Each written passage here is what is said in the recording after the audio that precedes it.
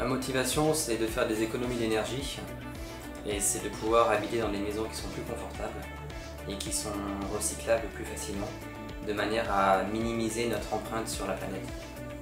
Ça fait 13 ans que je travaille dans la construction en paille. J'ai dû travailler sur 50 ou 60 bâtiments en paille. Voilà.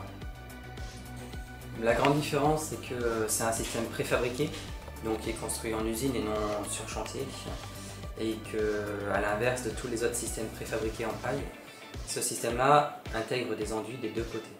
Il n'y a qu'une seule entreprise en Europe qui fait de la paille préfabriquée, mais avec un enduit que d'un côté, et là c'est des deux côtés. Et ils ont vraiment développé une logistique de production à une échelle industrielle qui peut permettre de produire à très grande échelle. Et c'est ça qui est intéressant parce que ça peut permettre d'apporter la construction paille. Alors, il y a des entreprises qui font de la construction préfabriquée, mais ce sont des ateliers, ce ne sont pas des tailles d'usine. Et la grande différence, c'est que leur activité, c'est de produire des murs et de monter des maisons.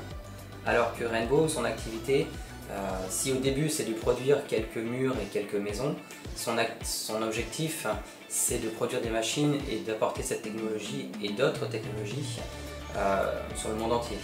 Et ça c'est totalement différent parce que les autres entreprises, il y a une entreprise à ma connaissance ou deux entreprises qui ont développé des machines pour presser la paille, mais ils vont développer que pour eux. Le meilleur moyen de chauffage c'est celui qu'on n'utilise pas.